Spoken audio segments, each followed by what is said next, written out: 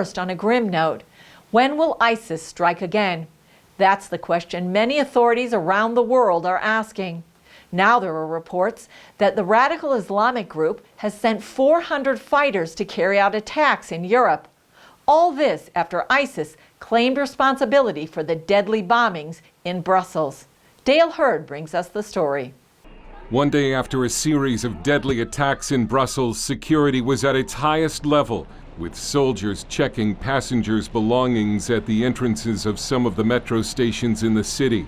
This woman said, "I am absolutely not annoyed by this. If this needs to continue, there is no problem because it is for our security."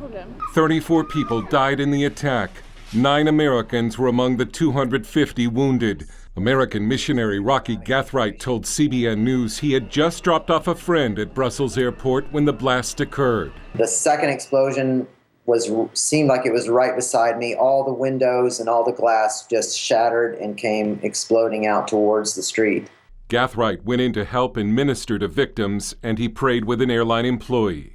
Police have identified 2 of the attackers as Khalid and Brahim Bakraoui. The brothers were known to police for past crimes, but nothing related to terrorism.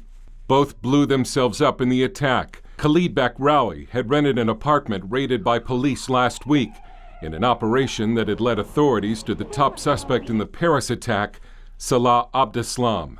The Belgian ambassador to the United States said that in those raids, police discovered evidence a major attack in Belgium was being planned. There were indications that something was in the offing. A lot of heavy weapons have been found, which is an indication that something was perhaps being planned for the next few days. But Belgian police were still not able to prevent an attack, and it has cast a spotlight on what some have called a shocking level of unpreparedness by Belgian authorities. An unnamed Belgian official told BuzzFeed News, "We just don't have the people. We don't have the infrastructure to properly investigate or monitor hundreds of individuals suspected of terror links, as well as pursue the hundreds of open files and investigations we have. It's literally an impossible situation, and honestly, it's very grave." A senior U.S. official reportedly said that Belgian authorities know they're sitting on a time bomb.